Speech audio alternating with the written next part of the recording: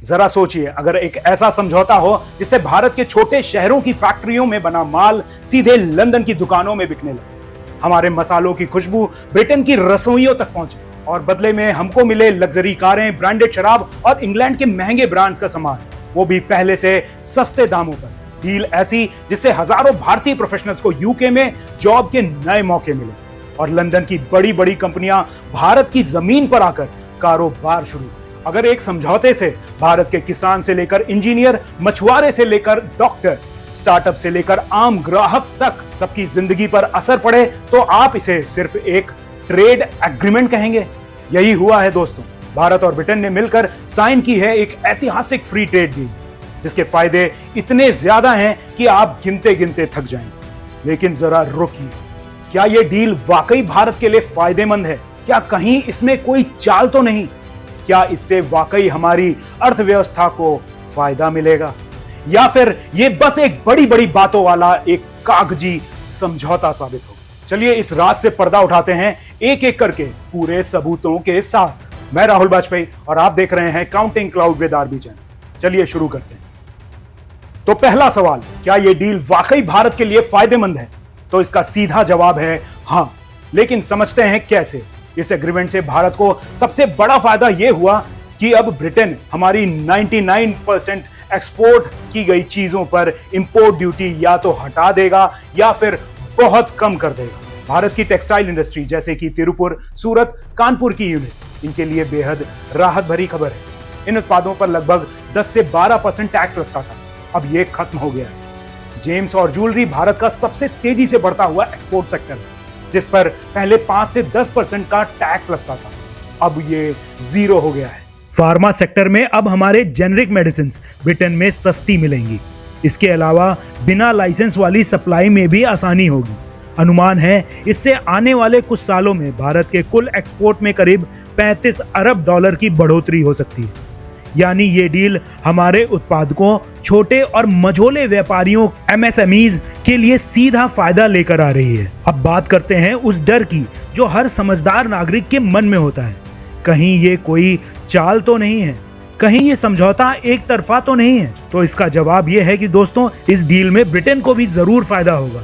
उसकी scotch whisky, जिस पर पहले 150% तक टैक्स लगाया जाता था, अब 10 साल में धीरे धीरे घटकर सिर्फ 30% रह जाएगा।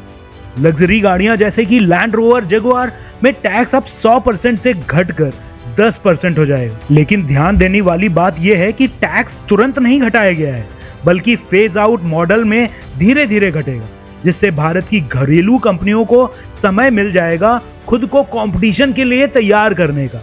यानी भारत सरकार ने पूरी सावधानी बरती है ताकि किसी भी सेक्टर को झटका ना लगे। कोई भी प्रोडक्ट ऐसा नहीं है जिस पर भारत ने जल्दबाजी में टैक्स घटाया हो। इससे ये बात साफ है कि ये कोई चाल नहीं है, बल्कि संतुलित डीलिंग का परफेक्ट उदाहरण है। क्या इससे भारत की अर्थव्यवस्था को कोई फायदा होगा? इस डील से भारत की अर्थव्यवस्था को 3 स्तरों पर फायदा होगा। भारत के छोटे छोटे मैन्युफैक्चरिंग क्लस्टर जैसे कि मुरादाबाद का पीतल, फरीदाबाद के मशीन पार्ट्स, जयपुर का हस्तशिल्प अब सीधे ब्रिटेन के बाजारों में बिना टैक्स के बिक पाएगा। दूसरा, जब एक्सपोर्ट बढ़ेगा तो मैन्युफैक्चरिंग भी बढ़ेगी, और जब प्रोडक्शन बढ़ेगा तो जाहिर सी बात है नौकरियों की संख्या भी बढ़ेगी, खासकर textile, food processing, leather, metal और हैंडीक्राफ्ट सेक्टर में। अनुमान है कि आने वाले 5 सालों में इस समझौते से 10 लाख से ज्यादा नौकरियां पैदा होंगी, जो कि बेहद अच्छी खबर है दोस्तों।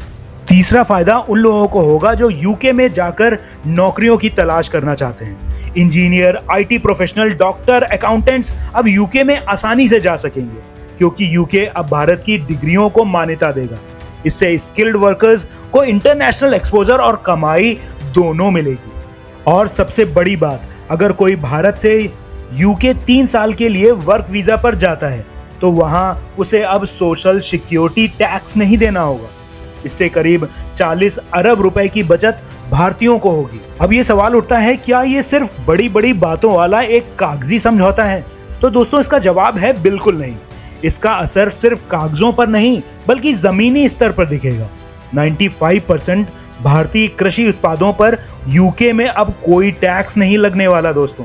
जैसे कि चाय, बासमती चावल, हल्दी, मिर्च, जीरा, झींगे, टूना मछली, यानी किसान और मछुआरों दोनों को अब नया बाजार मिलेगा। यूके अब भारत में सोलर, इलेक्ट्रिकल व्हीकल्स और ग्रीन हाइड्रोजन में निवेश करेगा।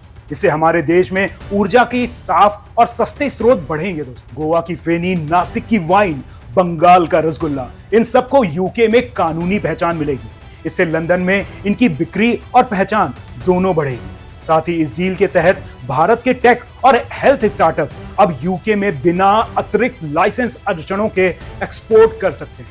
ये डील ना सिर्फ बिजनेस का रास्ता खोलती है, बल्कि भारत की पूरी अर्थव्यवस्था को एक नई दिशा देने वाली है। इसमें ऐसा कोई हिस्सा नहीं है जहां भारत ने बिना सोचे समझे कोई रियायत दी हो। हर एक शर्त पर समझदारी और रणनीति से फैसला किया गया। इसलिए ये सिर्फ एक ट्रेड डील नहीं है, बल्कि एक ग्लोबल पावर के तौर पर भारत की स्थिति मजबूत करने वाला कदम कहा जा सकता है।